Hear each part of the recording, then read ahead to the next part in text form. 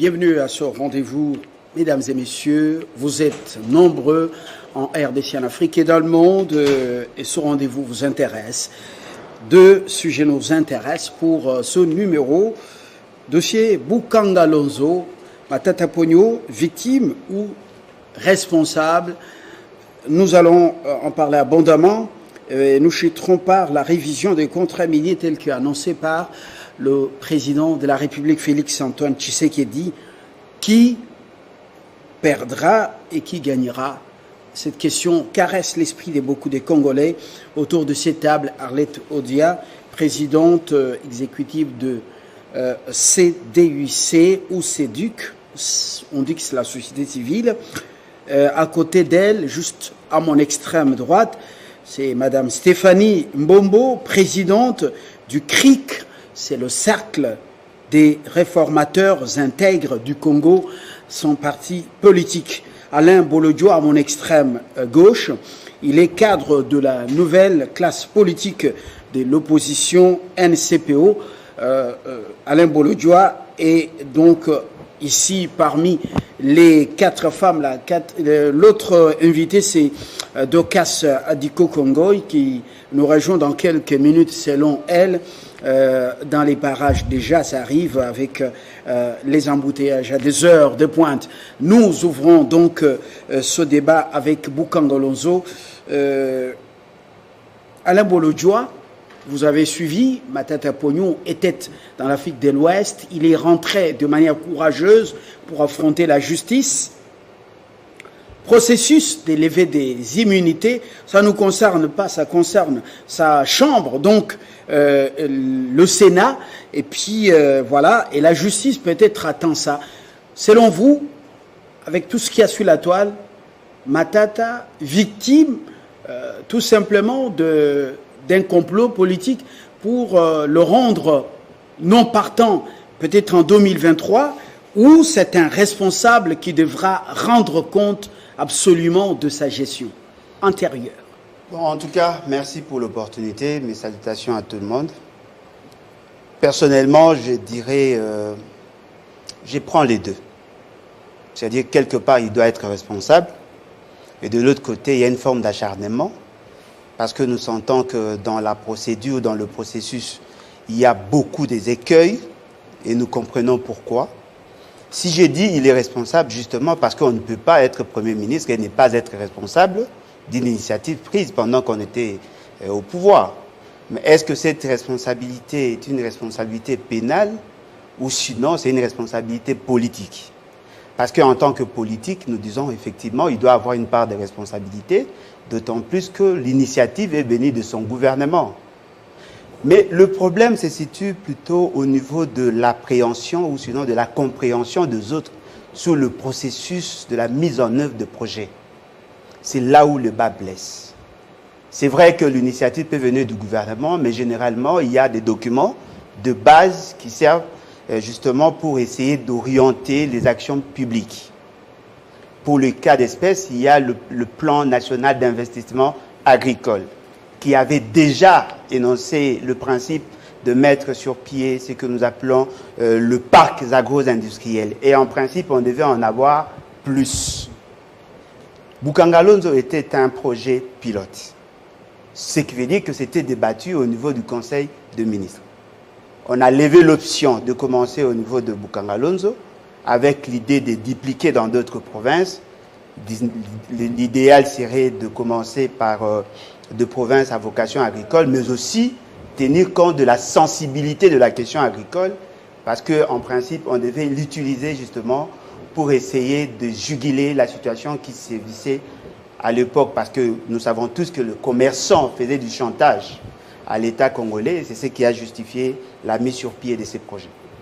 C'est que moi, personnellement, je n'arrive pas à comprendre. Peut-être que la gestion de projets a changé, mais à mon humble avis, en principe, on devait mettre en face de la justice les gestionnaires du parc agro-industriel. Et c'est à leur niveau qu'ils devaient citer les autres personnes qui avaient intervenu dans le projet.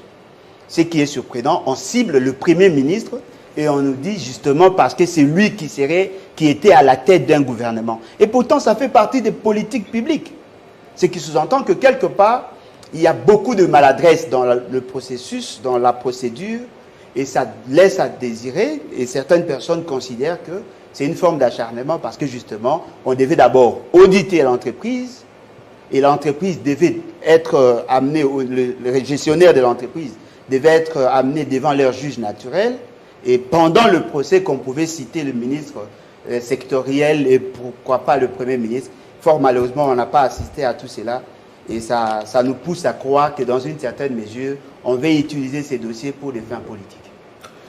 Et vous le dites bien, et ça c'est votre lecture des événements. Arlette Odia, est-ce que vous croyez comme les autres que ici, il s'agit de la chasse aux sorcières, comme s'il n'existait pas de sorciers? Alors, est-ce que c'est un acharnement contre les piliers du FCC? Quelle est votre lecture personnelle au niveau de la nouvelle société civile à laquelle vous appartenez? J'aimerais commencer par là où j'estime être le véritable point de départ de la question. Le projet Boukangalonzo a été l'un des projets phares de la gestion du sénateur Matata Ponyo, à l'époque Premier ministre, autant que le projet de 100 jours piloté par le directeur de cabinet ou l'ancien directeur de cabinet Vital Kamerhe. Le constat est que ce sont des projets phares qui ont été fortement rendus visibles et pour lesquels le peuple congolais a eu une attention particulière, et ces projets n'ont pas connu les succès qu'on attendait d'eux. La conséquence, c'est que les responsables ou les initiateurs, les coordonnateurs ne peuvent que répondre. Ça, je pense que c'est tout à fait normal. Je l'avais dit lorsque les débuts du procès, des enquêtes sur le programme de 100 jours commençaient, même pour ce programme de Boukangalonzo, tout ce qui va avec, c'est tout à fait normal que les gens soient entendus. Mais là où ça commence à devenir, ça change carrément des tournures, c'est le fait de voir l'option prise de voir directement l'ancien Premier ministre devant le barreau répondre en justice. Il s'agit quand même de la gestion de la chose publique et que dans cette hypothèse, la procédure administrative ou alors la procédure politique, les démarches politiques devraient précéder, à mon sens, les procédures judiciaires. Mais si on doit commencer à poser vraiment, à opérer de choix à la volée, on ne trouvera jamais des solutions aux problèmes réels de Congolais. Concrètement, on ne devait pas l'amener devant un juge? Non, c'est pas ce que je dis. Oui. Je voudrais qu'au nom de la continuité de l'État, que l'actuel pouvoir, l'actuel Premier ministre qui est là, qui sache quand même dire au peuple qu'est-ce qui n'a pas marché. On n'a pas seulement besoin de le savoir à travers les instances judiciaires, à travers l'IGF, les services de l'État. Je pense que l'IGF pouvait servir l'État à cela, à donner suffisamment de lumière au peuple sur la question. Est-ce que ça ne fait pas partie de la culture congolaise qui veut que lorsque quelqu'un arrive aux affaires, eh ben, il doit faire tabula rasa ou l'opération effacer complètement au tableau, je ne dis pas effacer les tableaux, mais effacer complètement au tableau, et puis après, il faut repartir sur de nouvelles bases, ignorer ce qui a été fait de bien par son prédécesseur et corrigeant les erreurs qu'il aurait commises aussi pendant sa gestion. C'est justement de ça que je parle. On voudrait qu'une autre gestion de ce dossier-là soit faite, parce que l'intérêt est celui d'amener le peuple congolais à comprendre qu'est-ce qui n'a pas marché, qu'est-ce qui a été fait, qu'est-ce qui n'a pas été fait. Pas forcément de voir ces hautes personnalités du pays répondre automatiquement devant la justice. Peut-être qu'il n'en est rien de la question des justices Qui sait si c'est d'autres raisons? L'état de droit, c'est quoi? L'état de droit, c'est quoi? L'état de droit, c'est essentiellement l'égalité de traitement. La redevabilité. Oui. L'état de droit, on peut amener en justice même les plus hautes autorités. Le problème n'est pas à ce niveau-là. Nul n'est au-dessus de la loi. Je suis tout à fait d'accord avec vous, même avec ceux qui pensent de la sorte. Mais l'état de droit, ça veut dire l'égalité de traitement entre citoyens. Il y a de responsables qui ont dirigé ce pays. On ne voudrait absolument pas qu'ils soient bénéficiaires d'une impunité, mais que la procédure soit menée telle qu'il se doit, qui pas seulement apporte suffisamment de lumière auprès de l'opinion, apporte aussi de moyens au trésor public, parce qu'on vous dira que ces procès, c'est pour amener les trésors publics à récupérer les fonds, si c'est la sorte, tant mieux. Mais si ce n'est pas la sorte, ça va justement à confirmer le soupçon de ceux qui pensent que c'est du tabula rasa ou alors de l'acharnement contre tous les citoyens congolais qui ont des ambitions au fauteuil présidentiel. C'est vraiment de ça qu'il s'agit. C'est de ça qu'il s'agit. Et à ce sujet, je pense que la classe politique dans son ensemble devrait analyser cette situation avec beaucoup de sérieux. Alors, mais ça ne sera pas une vision de choses homogènes. Madame Mbombo Stéphanie, au niveau du CRIC, quelle est votre analyse personnelle? Le dossier Matata, on veut stopper net un adversaire, plutôt un challenger, dans la course à la présidence de la République en 2023, où c'est une façon de demander des comptes à ceux qui ont géré, et ça se fait de manière, donc sans passion, sans pour autant inquiéter ou faire la chasse à ceux qui ont l'habitude de sauter la nuit. Merci beaucoup et merci pour l'invitation. Merci à ceux qui nous suivent. Moi, je crois que nous devons faire confiance à nos institutions. Nous avons l'IGF qui a mené des enquêtes et qui a un dossier qu'il estime qu'il était temps de faire appel à l'ancien Premier ministre Matata Ponyo devant la justice pour ce dossier-là. Donc, laissons la justice faire son travail. On ne va pas jouer aux apprentis sorciers à chaque fois que la justice est devant un dossier d'un Koulouna, personne ne s'en occupe parce que c'est un monsieur, madame, tout le monde. Mais quand la justice est un dossier d'un sénateur qui a géré ces pays, alors tout le monde doit défendre, il doit avoir des coopératifs, le soutien contre, soutien pour. On est où là? On est dans un pays qu'on veut être état de droit. Et alors, personne ne peut être au-dessus de la loi. Moi, je crois que si l'IGF a des preuves palpables pour ce que monsieur le sénateur soit devant des justice. Mais on dit que cet IGF serait instrumentalisé par des politiques. Nous n'allons pas statuer sur les réformateurs intègrent. Est-ce qu'ils ne parlent pas des indices dans ce sens? Moi, je crois qu'en tant que parti politique qui a le mot intégrité dans son appellation, je crois que nous devons faire confiance aux institutions et de ne pas, à chaque fois qu'il y a une enquête d'un homme politique, trouver la mouche ou la bête que ça se trouve. Mais moi, j'aimerais avoir notre son de cloche dans ça et que qui est pour nous, en tant que parti politique qui veut avoir l'intégrité comme discipline, notre intégrité, c'est quoi? Ce n'est pas pécher, n'est pas voler, n'est pas tuer. C'est très bien, c'est tout ça. Mais en tant que politique, c'est d'abord la redevabilité dans la chose publique. Nous avons une culture aussi qui s'était installée pendant 48 ans de pouvoir, que quand on gère la chose publique, on a de comptes à rendre à personne. Et ça ne commence pas à la politique. Ça commence dans nos quartiers, dans nos avenues. Vous verrez une maman sortir avec un seau d'eau des immondices ou de poubelles, jeter à la rue parce que c'est à l'État. Qui va me demander? C'est pour l'État et l'or à l'État, et c'est à l'État. Alors, nous devons changer notre mentalité, changer cette antivaleur que ce qui est à l'État doit avoir beaucoup plus d'attention que ce qui est privé. Donc ça, c'est une chose. La deuxième chose, c'est encore quoi? C'est d'abord que nous avons une loi dans ces pays qui demande à ce que toutes les institutions, tous les hommes publics qui sont nommés à des postes publics, comme je crois les ministres, le président, les membres, de déclarer leurs biens personnels avant d'entrer dans la chose publique. Mais nous trouvons que cette loi est pratiquement tombée en caduc parce qu'elle n'est pas appliquée. Les ministres, ils entrent peut-être à quelques milliers de dollars, ils ressortent millionnaires. On ne peut pas, après un certain temps de sa vie en tant que ministre, construire une université qui a coûté des millions de dollars. Il faut qu'il y ait une enquête. Dans des pays développés dans des pays d'état de droit, il doit y avoir des enquêtes. Des ministres qui ont des hôtels, qui ont des bâtiments, d'immeubles, comment ils ont eu cet argent-là? Donc il y a quand même en droit ce qu'on appelle, c'est cette infraction en droit qui dit que l'enrichissement sans cause qui ne s'applique plus au Congo. On doit faire des enquêtes pour connaître comment nos politiciens s'enrichissent.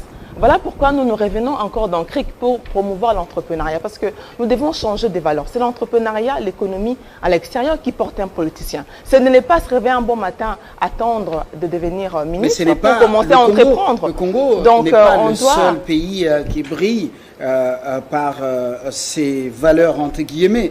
Je ne parle pas des valeurs.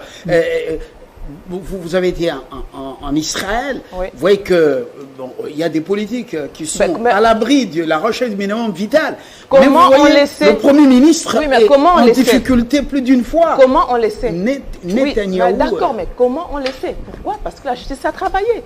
Il est mal à l'aise, le Premier ministre. Il sait bien que s'il n'est pas ministre maintenant, il sera devant les barreaux. Et pourquoi on le sait? Parce que la justice a travaillé. Et ça, chapeau à la justice. Donc l'homme est toujours tenté, en tant que politique, en tant que ministre, en tant que président, en tant que magistrat, en tant que juriste. Mais il faudrait avoir une justice qui met des garde-fous pour que la loi soit respectée. Certaines voix s'élèvent pour dire, Madame Adikoko, bienvenue, vous aviez, voilà, les soucis, l'heure de pointe, on comprend sur nos artères ce qui se passe. Madame Adikoko, mais oui, redevabilité, une justice indépendante, une justice qui élève une nation, mais dites-nous, des voix s'élèvent pour dire, il y a quand même beaucoup de diligence dans la manière d'aborder les dossiers par notre justice de certains acteurs politiques. Et puis, pour les autres, il y a une certaine latence, beaucoup de patience. Qu'est-ce qui se passe là? Pour le cas de Matata, au niveau de votre parti politique, comment on appelle ça? Union des écologistes pour la démocratie et le développement. Et voilà, UED-Verco. Et puis je suis aussi dans la plateforme FPAU, France Politique Alliée de l'UDPS. Je suis coordonnatrice adjointe chargée de la communication. Justement. Et je voulais dire ceci. Des fois, quand j'entends les Congolais parler, je les comprends. Même tout à l'heure, j'ai entendu Madame Arlette parler, je comprends. Pourquoi je comprends ces gens de dire? Parce que ça fait trop longtemps que notre pays est habitué à des mauvaises choses. La compréhension actuelle, la nouvelle façon de diriger le pays qui va être instaurée maintenant qu'on est en train de vivre, les gens ne comprennent pas. Exemple, Matata Ponyo. Lui, il ne comprend pas. Il a dit, attends, moi j'ai vécu dans un pays où on fait ce qu'on veut. La chose publique, ça me concerne, je m'occupe de ça. Je n'ai compte à rendre à personne. Et le jour au lendemain, dire, monsieur Matata, venez ici, on vous avait donné ceci, commencez à contrôler. Même lui, qui est habitué dans ces mauvaises choses-là, il ne comprend pas. C'est un peu difficile qu'ils comprennent. Mais nous devons quand même commencer quelque part. Et c'est maintenant que nous sommes en train de commencer. Et quand ils disent qu'on s'acharne, patati patata, non. Pour les Congolais, on peut devenir fou. Quand on les voit écrire, penser, parler, on se dit, mais où est-ce qu'on va? Puisque, je vais donner l'exemple du problème des Camérés. Oui. Quand Caméré, il y avait le problème des 15 millions, qu'est-ce qu'on n'entendait pas par tous les politiciens, les journalistes qui passaient dans les médias? Oui, Caméré, 15 millions, on ne veut pas l'amener à la justice parce qu'il a partagé les 15 millions avec Fachi. Tous les jours, matin, midi et soir. Voire même un jour sur le plateau d'Israël, avec les gens que j'étais. J'ai dit, mais vous, cette histoire-là, les 15 millions, ce n'est pas les 15 millions qui vont arranger les choses au pays. Les gens étaient contre moi. Ils disent, mais comment tu peux dire des choses comme ça? Mais du moment où Caméré a été inquiété, jugé publiquement à la télé, devant tout le monde, les jours où on l'a coffré, voilà, les discours ont changé. Oui, c'est politique, il n'avait pas volé, il n'avait pas fait ceci, il n'avait pas détourné. C'est comme ça les Congolais. Bref, laissons la justice faire la justice et les gens vont s'habituer, comme on dit au Congo, Bakomesana. Ils vont s'habituer à des bonnes choses. Ils vont s'habituer à comprendre que maintenant le changement, la gouvernance du pays, ce n'est plus comme avant. Petit à petit, les bonnes choses vont rentrer. Parce que l'écologie, on a approché, certaines langues disent que du moment que Béton a approché Bemba a mordu à l'hameçon, Katumbi également avec des portefeuilles un peu juteux quand même au gouvernement Samalou Kondé, bientôt peut-être dans les entreprises publiques et même dans la territoriale, alors il faut absolument, selon certains analystes et observateurs, commencer déjà à fragiliser les potentiels challengers de 2023. Une réponse rapide. Je ne vois même pas Matata challenger. Je ne le vois même pas dans le public. Les gens ne connaissent presque pas Matata. C'est maintenant là, à cette histoire. Donc, faux problème. Les gens. Matata n'est pas connu dans ce pays? Pas connu dans des bêtises, oui. Maintenant, là, on le connaît très bien. Mais avant, il était connu comment? Là, maintenant, il commence à être connu. Alain Bolodjoa. Bon, moi, personnellement, je ne suis pas surpris de la réaction de madame. Adi Coco. Oui, je ne suis pas surpris parce qu'elle est de l'UDPS. Et vous êtes allié à l'UDPS, c'est-à-dire ce sont des appendices de l'UDPS. Vous avez votre philosophie, mais ce qui est vrai, l'État ne se gère pas par des états d'âme. Nous avons nos lois, vous voulez instaurer un état de droit, respectez la procédure. Si vous nous dites que Matata n'est pas connu et qu'il est connu dans le mal, du fait d'avoir pris l'initiative de mettre sur pied un projet qui était bien identifié par le gouvernement, quid alors de M. Félix Tshisekedi, qui a pris aussi l'initiative de programme des 100 jours avec 488 millions, et fort malheureusement, vous ne l'avez pas taxé de ce que vous venez de taxer Matata. Ce qui veut dire que déjà, ce sont des émotions qui animent la plupart des analyses. C'est que nous voulons effectivement un état de droit, mais dans le respect strict de la procédure. Comment peut-on interpeller un Premier ministre pour des faits qui relèvent de la gestion? Parce que jusque-là, personne ne nous a démontré qu'il s'agissait, l'analyse s'est faite sur base au niveau de la conception, mais plutôt au niveau de la mise en œuvre d'un projet. Mais qui peut vous démontrer par la justice? Non, mais attendez, madame, peut-être vous ne savez pas, peut-être vous êtes trop préoccupé à autre chose. Mais je vous dis, l'IGF a beaucoup de dossiers. Madame vient de citer le dossier de 15 millions. Il y avait un IGF qui était arrêté. Et fort malheureusement, on n'a pas donné de conclusion. Vous avez cité Kamé. Kamé n'a jamais été arrêté pour le dossier de 15 millions, justement parce que ça concernait la présidence de la République. On a tenté d'étouffer l'affaire. Il n'y a pas que le 15 millions, il y a aussi les 12 millions. Vous n'en parlez pas. Le dossier, du ministre de la Santé, Etienne Longondo, vous n'en parlez pas. Il y a autant de dossiers. Dieudonné Lobo et consorts. Même M. Félix, qui lui-même est cité dans le programme des 100 jours. Vous n'en parlez pas. Il est cité par qui? Il est cité par tout le monde et même par lui-même. Je peux vous le démontrer parce que j'ai fait des analyses pendant plus de 2 ans. Je peux vous démontrer la responsabilité et politique et de gestion de M. Félix Tshisekedi sur le dossier des 100 jours. C'est lui qui a conçu le programme, c'est lui qui l'a présenté, c'est lui qui a choisi les acteurs. Nous parlons de Matata. Non, mais voilà pourquoi j'ai dit, quand nous parlons État, mettons de côté nos sentiments et ça va nous aider. Comment devait se faire la procédure? Un ancien Premier ministre, aujourd'hui sénateur, Bukanga Lonzo, c'est la débâcle. Oui, d'abord les marchés, on dit que c'est des gré à gré. L'ancien ministre de l'Agriculture dit Matata Ponyo doit porter lui-même sa croix. Il y a d'autres rapports qui l'innocentent. Alors, comment devait se passer la procédure? Bon, moi je crois que notre souci doit effectivement être celui de retracer le fonds public, mais aussi d'établir des responsabilités. Mais lorsqu'on prend la procédure telle qu'enclenchée aujourd'hui, nous sentons déjà qu'il y a beaucoup d'insuffisances, beaucoup de maladresses. Comme quoi? Par exemple, on veut parler de la gestion du projet, la mise en œuvre du projet. On ne peut pas incriminer le gouvernement. Il y a un comité de gestion. Il y a des gens qui gèrent au quotidien Bukanga Lonzo. Non, mais voilà pourquoi j'ai dit qu'il y a un problème de perception. Nous n'avons pas le même référentiel. Lorsqu'on confie la mission de gestion d'une entité de l'État à un groupe de gens, on ne peut pas rendre responsable la personne qui a pris la décision dès lors que la décision était légale et régulière. Il y a un gestionnaire. Commencez par les gestionnaires. À partir des gestionnaires, on pourra probablement citer l'implication du gouvernement, ce qui n'a pas été fait. Et si vous prenez le fameux projet, vous savez que le projet, la première des choses dans un projet, c'est l'identification du projet. On doit savoir si le projet répond à un besoin criant. À l'époque, il y avait un besoin client. Là, vous allez nous amener dans une digression, là. Non. Ici, il est question de la redevabilité. Bien Au lieu évidemment. d'aller chercher d'abord, Non.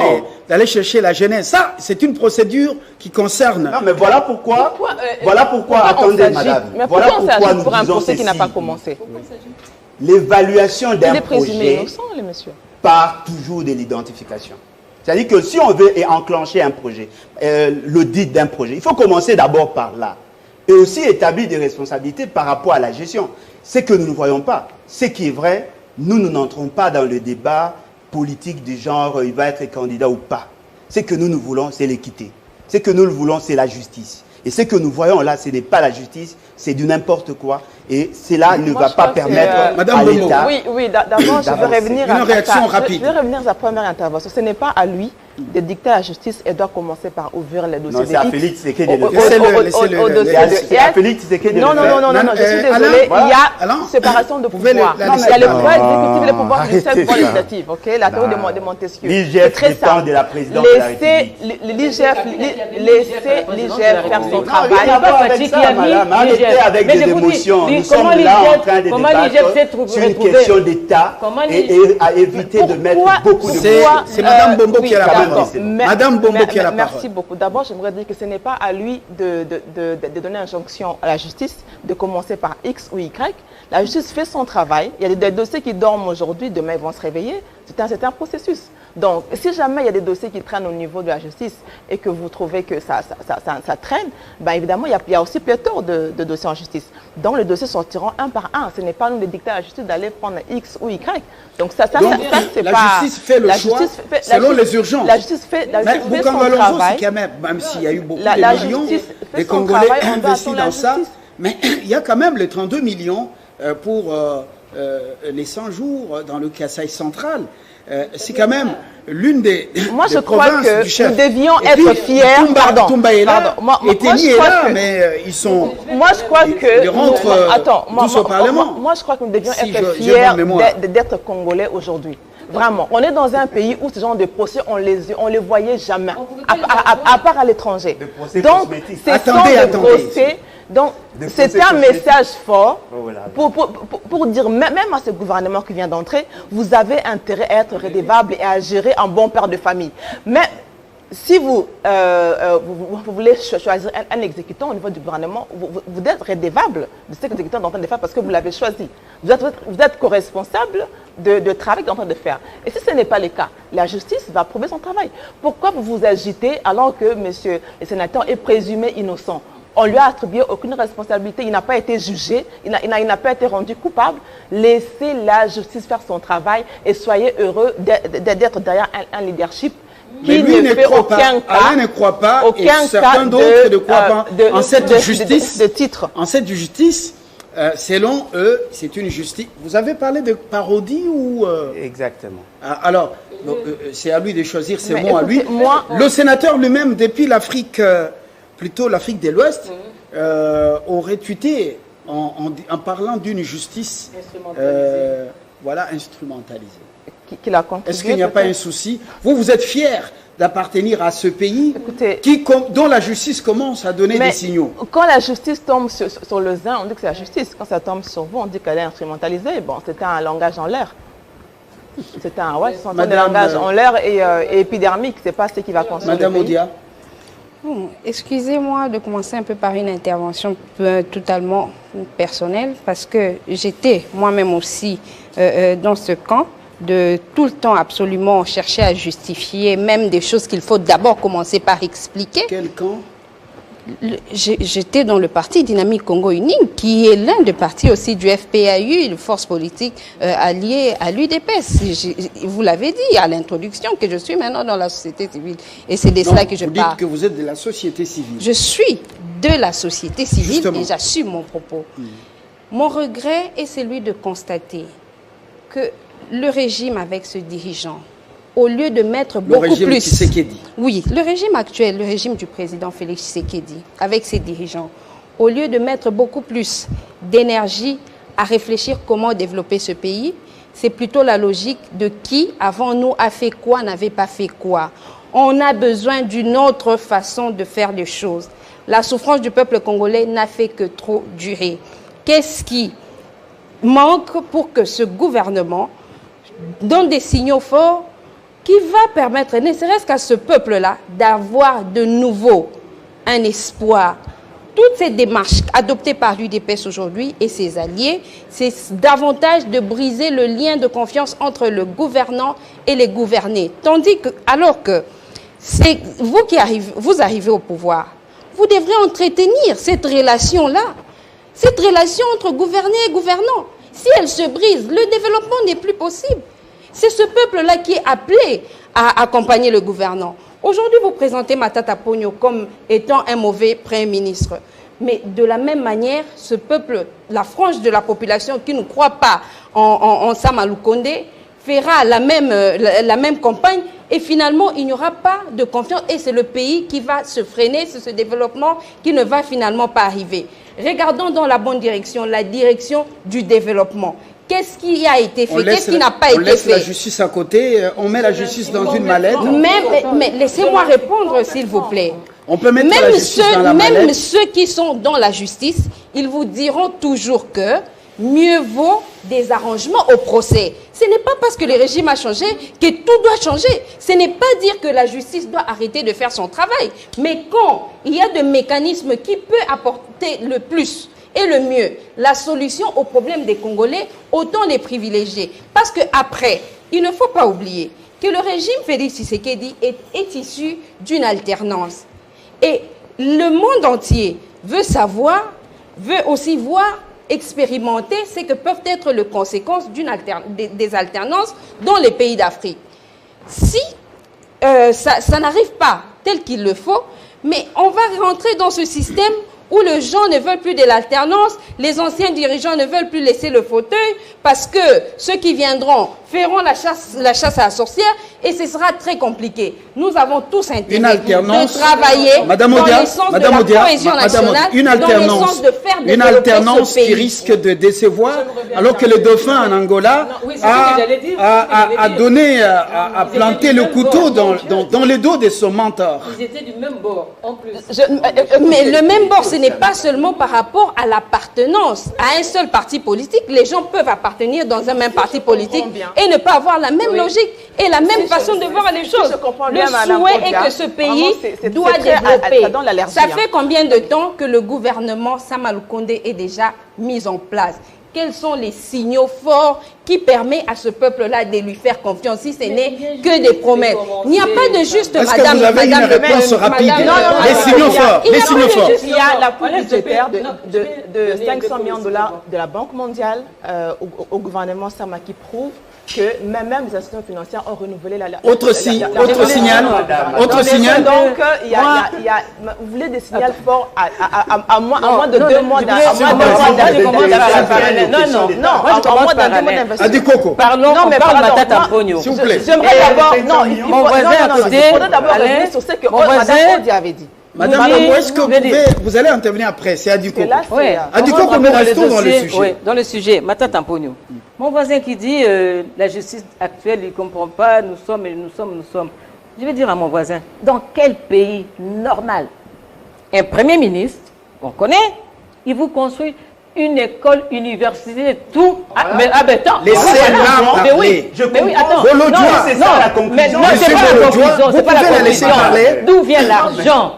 Vous lui laissez ce son. le projet. Bolodjoa. Vous avez une idée sur le projet.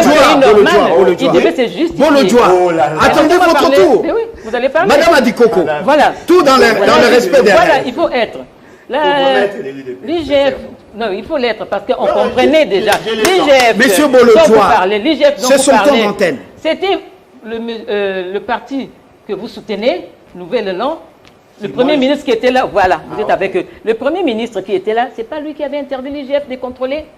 Ah, si on était resté dans ce système-là, il n'y allait pas y avoir des contrôles comme ça. C'est comme ça que vous trouvez ça exotique. Vous ne comprenez pas d'où nous sortons maintenant ce pays. Il faut comprendre maintenant que tout a changé.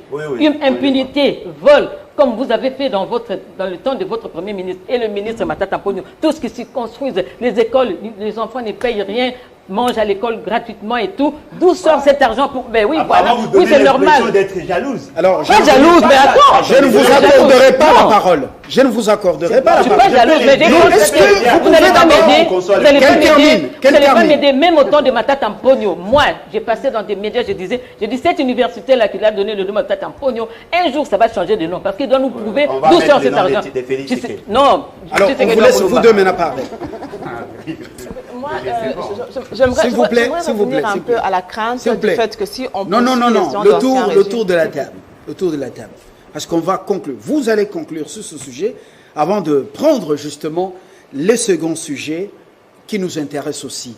Alain, vous avez déjà pris la parole là, sans moi. Bon, reprenez-la. En tout cas, c'est quand même décevant de voir qu'il y a des gens qui soutiennent une position apparemment qu'ils ne maîtrisent pas. Je ne sais pas si je peux poser des questions. Non, qui connaît les griefs c'est moi qui pose des questions pour lesquels Matata Pogno sera poursuivi. C'est ça la question. Parce que si on n'a pas compris ce qui s'est fait sur le terrain, eh ben, on risque de soutenir des individus au lieu de soutenir les principes. Matata Pogno n'est pas de notre bord politique. Ce que nous voulons, c'est l'état de droit. Et dans cet état de droit, il faut respecter la norme. On n'évalue pas l'action gouvernementale en commençant par la conception. Lorsque vous arrivez au niveau de la gouvernance et que vous trouvez des projets qui sont en cours, la moindre de choses, interrogez d'abord les statistiques de gestion. C'est à partir de là qu'on va vous donner les éléments. Comment peut-on expliquer un gouvernement légalement installé, vous lui posez la question pourquoi avoir pris telle initiative? Ça c'est aberrant. Pourquoi n'avoir pas convoqué le gestionnaire du parc agro-industriel? Si vous avez commencé par là, il n'y aurait pas de débat. Vous commencez par le Premier ministre et vous nous dites non, voilà, parce qu'il s'est construit une université. Je vais vous apprendre ici, madame. La plupart des écoles que vous voyez, ce ne sont pas financées par le promoteur. C'est possible d'avoir des financements. Voilà pourquoi le pays ne fonctionne pas. Si vous avez un projet, attendez, madame, si vous avez un projet et que vous avez une certaine crédibilité, vous pouvez avoir des partenaires qui peuvent financer le projet. C'est ça la moindre chose. Voilà pourquoi vous pataugez dans votre gouvernance. Parce que vous voulez vous acharner contre les autres clients.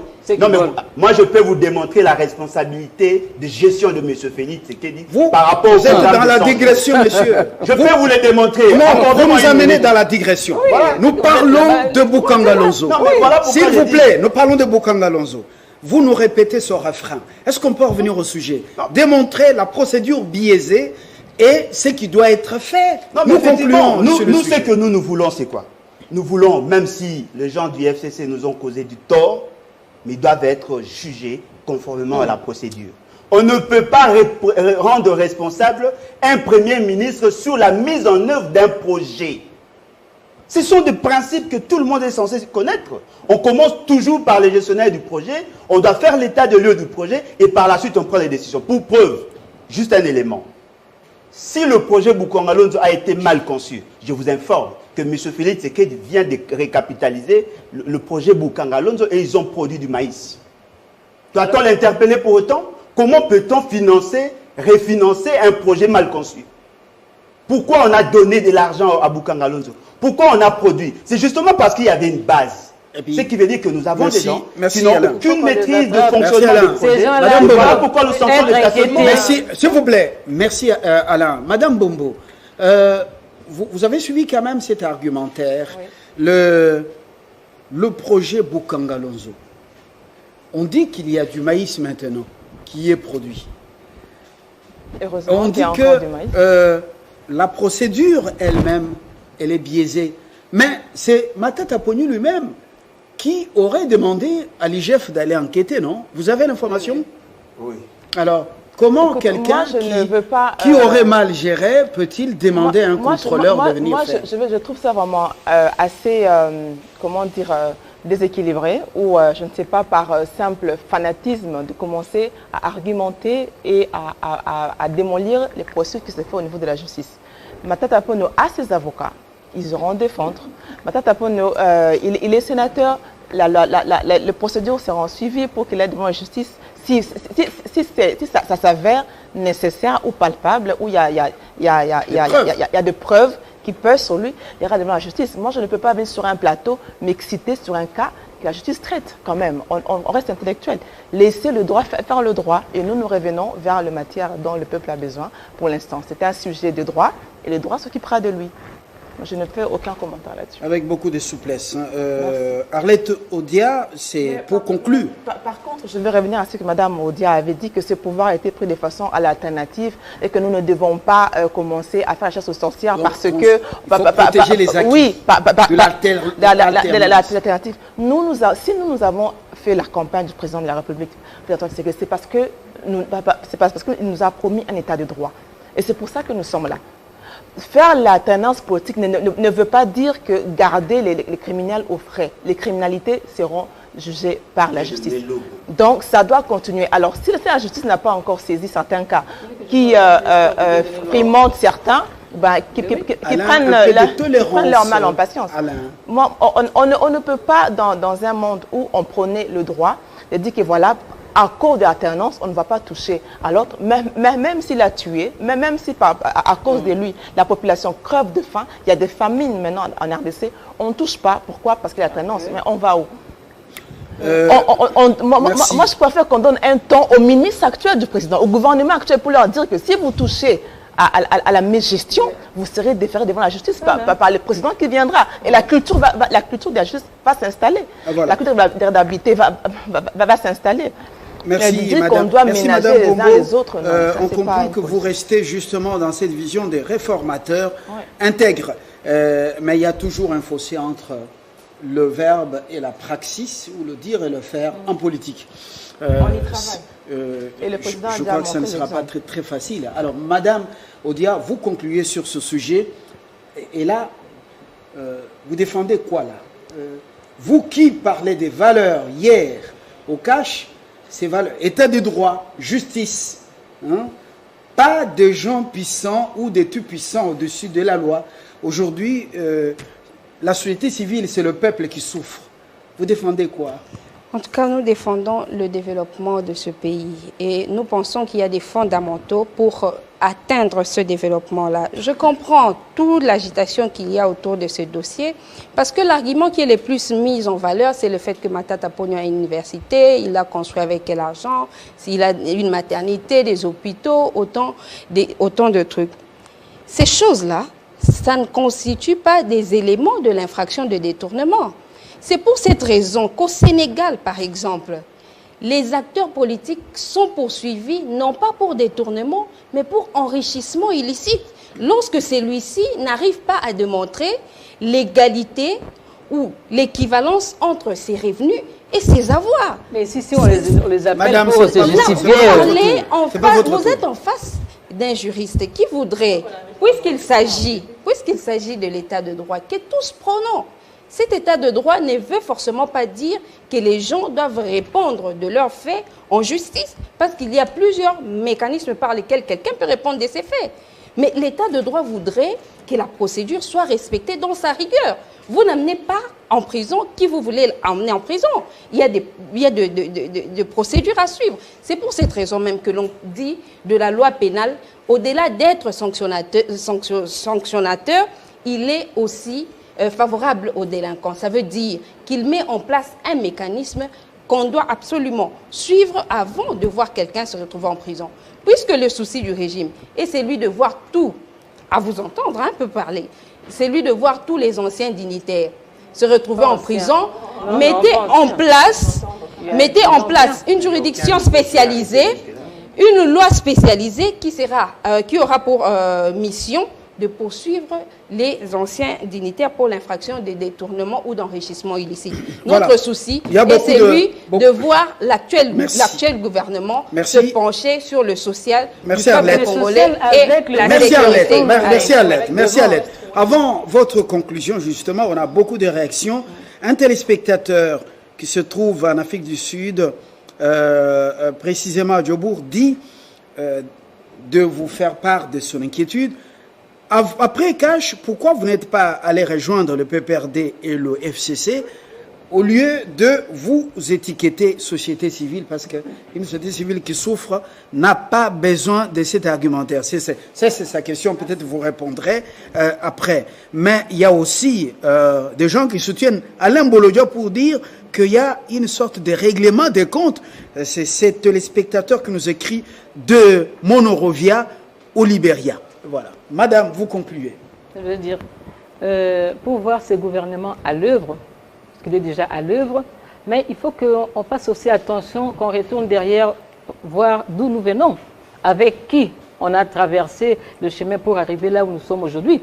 Parce que si on prend toutes ces personnes pour dire que la population souffre, oui, la population souffre, mais cette même population est très contente pour se dire, depuis longtemps, si ce genre de choses s'est passé, si on interpellait les ministres, les premiers ministres et tous ces gens, on pense que notre pays n'allait pas aller à la déchéance comme nous sommes maintenant. Est-ce qu'il faut tabler sur les avoirs de Matata, l'université Mapone, quoi encore? Entre autres, les ministres et les premiers ministres sont bien privés. Avec quel argent? Le travail qu'il a fait est quand même visible. Visible, oui, ça fait plaisir. S'il vous plaît, regard modulaire, immeuble intelligent, quoi encore? Des ponts là sur les routes. Oui, autant, 1000 écoles. Alors, pourquoi on ne voit pas ce qui est bien? Pourquoi on ne voit pas ce qui est bien? Mais à quel prix? À quel prix aussi ce qui est bien là? Non, mais il faut faire très attention. Ces gens-là doivent justifier ce qu'ils ont fait. Merci. C'est un peu comme quelqu'un qui va violer une femme et qu'on lui donne pour épouser. On dit, voilà, il a bien fait. Il a bien fait, bon. La femme. Il a même embrassé. Vous voulez arrêter de combattre le viol ou bien vous allez... Alain Bolodia, moi je crois que... S'il vous plaît, contrat minier, révision de contrat minier, le président l'a annoncé hier, justement, devant les lois Labé, les Congolais du Lualaba, qui perdent et qui gagnent. Bon, moi, je crois que M. Félix Tshisekedi doit fournir beaucoup d'efforts d'éviter de faire du sensationnel quand on est chef de l'État. Parce que par moment, quand il fait ces déclarations, on se pose la question si effectivement il avait pris le soin de pénétrer le dossier. N'attaquez pas le chef de l'État. Bon, allons vers le contenu et l'idée lancée. Bon, non, mais effectivement, ce sont ses propos. Mais pas quand même des attaques à... Non, je m'attaque à la personne qui a pris l'initiative. Dans une façon délétère de parler d'un responsable public. Non, mais attendez. Bon, ne donnons pas l'impression... C'est pas notre culture. Allons à l'essentiel. Oui, ne donnons pas l'impression que l'on ne peut pas critiquer ce que M. Félix fait. On n'attaque pas des individus. J'attaque l'option. Tout ça. Je ne sais pas s'il prend le temps de réfléchir. C'est qu'il est. Non, attendez. C'est délétère. Non, je ne pense pas. Je suis un responsable de ce débat. Moi également. Je pense que lorsqu'on assume de hautes fonctions, il faut prendre le soin de bien analyser de faits sur terrain.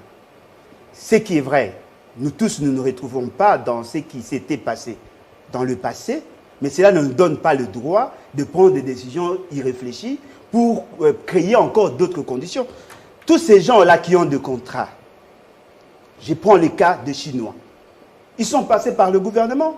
Et vous pensez qu'en venant au pouvoir, vous pouvez résilier des contrats comme ça? Pourquoi n'avoir pas pris le soin de pénétrer d'abord le contrat, le voir le côté fort, le côté faible du contrat et de donner des orientations? Parce que ce qui est vrai, c'est que M. Félix Tshisekedi fait, c'est justement pour satisfaire ou assouvir les appétits gloutons des Américains. Il ne le fait pas pour nous. Il y a un combat, il y a une guerre aujourd'hui commerciale entre la Chine et les États-Unis. Et voilà, lui veut maintenant livrer notre pays dans cette guerre-là, qui ne va pas nous profiter. Nous avons besoin effectivement de revoir le contrat, mais cela doit se faire de manière méthodique. Si on ne le fait pas, ça peut aussi créer des conditions d'insécurité de notre économie, et justement parce qu'il y a beaucoup de maladresses. Donc vous êtes contre la révision des contrats miniers? Je suis d'accord, mais nous devons le faire de manière méthodique. C'est-à-dire qu'il faut d'abord prendre le soin de pénétrer le dossier et de le traiter cas par cas. On ne peut pas nous lancer dans le combat de grands. Nous ne sommes pas suffisamment organisés pour faire face à la Chine et aux États-Unis. On ne va pas nous utiliser comme des tremplins. Ridicule. Madame, une réaction rapide ensuite. Moi, je crois que si on s'appelle opposant, on passe son temps à être toujours opposant sans analyser les choses qu'on est en train de dire. Parce que quand on dit on va révisiter, pardon, laissons-les révisiter. Ça veut dire quoi? Qu'ils auront le temps de regarder cas par cas. Ce n'est pas à lui de dire aux membres du gouvernement maintenant, faites ça. Le président a donné le temps hier. Et il y a tout un cabinet, il y a tout un gouvernement qui va suivre. Non, monsieur, mais ça s'est fait dans la rue, madame. franchement, je ne sais pas pourquoi. Franchement, vous gérez le pays comme si Quel vous est gérez votre... Quel est votre... C'est madame qui a la Alors, parole. moi, je reviens pour Monsieur Bolodjo, c'est madame qui a la parole. Madame, je vous pose la question. Je vais revenir parce que... Je pose la question. Oui. Selon certains observateurs avertis, l'annonce d'hier là-bas, aux Congolais, c'est pratiquement la finalité ou l'objectif, comment on dit, c'est ce qu'attendaient les partenaires qui sont avec le pays et le président en partenariat stratégique privilégié. Freiner la Chine sur le sol congolais en révisitant ce contrat minier parce que maintenant tout est dans la poche du président, c'est-à-dire il a sa majorité, il a les deux chambres du Parlement, il a le Premier ministre, il a tout maintenant à sa cause. Je crois que il peut faire ce qu'il veut. Mais je crois que si vous informez... Vous avez suivi cette question? Albert Yuma. J'ai bien suivi votre question. Vous avez suivi Albert Yuma qui a fait une analyse de comment ce contrat s'était fait à l'époque. Je crois que ça nous a tous un peu scandalisés. Moi, j'ai représenté la Chambre des mines pendant 4 ans en Australie. Donc, j'ai suivi les questions de mines un peu à profondeur pendant un temps et jusqu'à la réhabilitation du code minier. Nous savons que l'ancien code, bien qu'il ait été attractif, ne nous a pas permis de jouer des recettes minières. Et alors, maintenant que le président demande à ce qu'on puisse révisiter le contrat, ça ne veut pas dire qu'on va résilier le contrat. Ça veut dire qu'on va aller vers le contrat pour voir l'équilibre de balance. Qu'est-ce que l'État congolais gagne en termes de recettes minières, en termes de redevances, et qu'est-ce que nos partenaires gagnent? Et pour revenir à la Chine, je suis désolée, TFM, ça fait partie du groupe Morgan, c'était un groupe américain, mais c'est TFM qui a elle-même vendu à la Chine. Pourquoi il a vendu à la Chine? Je ne sais pas. Ivanhoe, il est canadien et il est aussi américain. Pourquoi Ivanhoe a choisi les capitales chinois? C'est eux-mêmes les Américains qui vont vers la Chine, ce n'est pas notre problème. Ce n'est pas le problème de l'État congolais. Qu'ils aillent vers la Chine, ils veulent aller vers la Chine. Mais nous, nous voulons vraiment savoir l'éditorial, il y a quelques mois de Boisbouvier, Christophe, sur RFI, qui a dit que sur le continent, et là, ça reflétait vraiment le point de vue américain, qu'on veut freiner l'avancée de la Chine, trop gourmande sur le continent, en RDC et puis au Soudan. Est-ce qu'on n'est pas en train d'avancer vers ce schéma? On ne va pas être naïf sur ce point-là. Nous savons bien qu'il y a un combat des forces au niveau international entre les grandes puissances, la Chine, les États-Unis et l'Europe, qui se sentent un peu loin de l'Afrique par rapport à leurs normes de lutte contre la corruption, qui mettent sur leurs entreprises, qui n'arrivent pas à se développer économiquement dans des pays où il y a moins d'état de droit. Maintenant, ils ont compris, mais la Chine a joué le jeu, avec le gouvernement corrompu pour avoir des marchés. Qui va gagner? C'est le Congo, le peuple congolais? Alors, dans la réhabilitation, c'est là maintenant que le Congo a besoin des experts pour que cette réhabilitation puisse se faire dans les règles de l'art et peser les intérêts du Congo. Et nous faisons confiance au président parce que lui, depuis qu'il est là, il part du contrat win-win. Donc nous irons même vers Joseph un Kabila parlait aussi de win-win. Mais non, lui, il a parlé de win-win avec moins de 15 personnes crédibles qui devaient travailler avec. Je commence par remercier la rue. On est en train de chuter. Je chute en remerciant d'abord la question qui m'a été personnellement adressée. Aujourd'hui, je suis dans la société civile et comme vous le savez bien, la société civile joue le rôle de l'arbitre dans le jeu politique. Et l'arbitre, très souvent, il est taxé par rapport à une opinion qu'il a émise sur ce que peut être les revendications de chacune des parties. Donc, je n'ai aucun problème particulier, ni avec l'UDPS, ni avec le PPRD, ni avec tout autre parti. Le moment où je voudrais adhérer dans un parti politique, je verrai lequel qui a la meilleure offre politique pour ce pays, qu'il soit dans l'opposition, tout comme dans la majorité. Mais pour revenir à la question des contrats chinois, je ne vois pas pourquoi on doit continuer vraiment à émettre des opinions qui soient, ça va profiter à émettre des opinions qui soient dans les sens ça va profiter aux de faire partenaires. Une critique constructive. Nous avons en ce moment le régime en place qui est dans la logique de ne défendre que ce qu'il a levé comme option. Alors nous, société civile, nous, CEDUC, nous demandons tout simplement au peuple d'ouvrir l'œil et le banc. On va ensemble expérimenter la stratégie mise en place par le pouvoir, celle de carrément tourner le dos soit à la Chine. Quand on parle de la révisitation, si elles étaient mineures, elles n'auraient pas donné lieu à autant de tournées, autant de débats. Mais quand on en fait une telle publicité, ça veut dire que c'est une révisitation qui sera tout à fait majeure. Comme c'est une option levée par le régime, eh bien, le peuple observant, nous réclamons seulement ce qui nous est vital, notamment le social et la sécurité à l'est du pays. Merci. Attendant d'expérimenter ensemble la gestion du pays, par une compagnie chinoise, la grosse compagnie chinoise ici. Dans la chambre des mines, cette compagnie ne nous donne jamais de nombre de Congolais qu'ils engagent et ne nous donnent jamais leur bilan. Ils ne communiquent pas. Ils ne communiquent pas dans la chambre des mines. Donc la Chine a quand même une façon de travailler qu'on doit remettre ça aussi en cause et qu'on doit remettre. Madame, Oui. mais on a vu avec la Chine, les Asiatiques principalement, il y a quand même des acquis palpables. Mais les partenaires traditionnels, ils n'ont rien fait. C'est pas grave.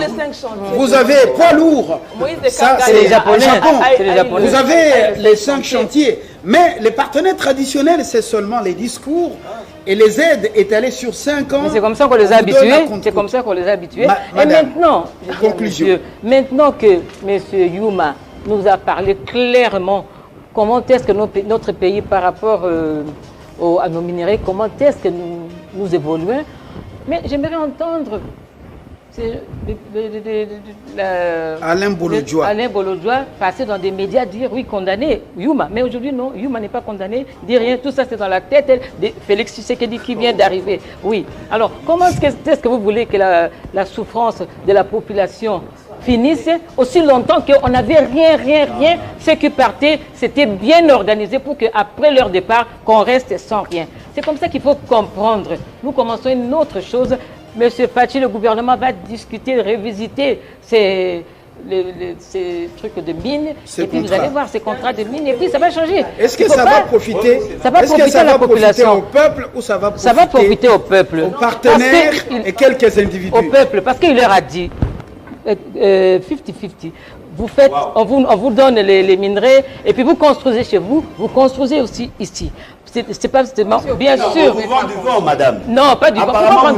Vous savez, au jour d'aujourd'hui, même si Fachi ressuscite un enfant mort. Attends, on laisse un peu. Au jour d'aujourd'hui, même si Fachi ressuscite un enfant mort, écoutez, même si ressuscite un enfant mort, lui là, il ne va pas croire. Parce que vous parlez que de Fachi, non? Là, vous parlez que de Fachi. Je parle de Fachi parce que vous parlez que de Fachi. Comme si c'était tout Stéphanie, merci Arlette, s'il vous plaît, j'ai des annonces, madame. Merci. Merci Dorcas. Il n'a pas le pouvoir plénier de faire. Merci, chers téléspectateurs. Carlos Moupili, s'il vous plaît, s'il vous plaît, Carlos Moupili, Carlos Moupili, s'il vous plaît, Carlos Moupili, il y a des dépassements à la présidence. Est-ce que vous savez le salaire que Carlos Moupili, depuis le deuil de sa mère, nous dit un projet pilote, s'il vous plaît, un projet pilote est une expérimentation de ce que l'on veut faire. Les États-Unis ont financé les projets de voyage à la Lune depuis Apollo 1 jusqu'à 11. Le régime de Kabila Mouzito a payé les dettes extérieures de 14 milliards avec le point d'achèvement.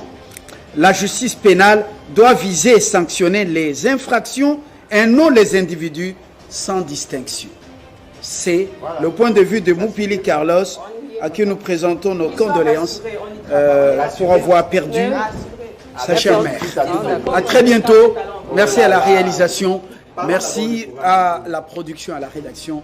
Nous allons continuer la rediffusion samedi à partir de 9h de Kinshasa et dimanche 11h heure de Kinshasa. Portez-vous très bien.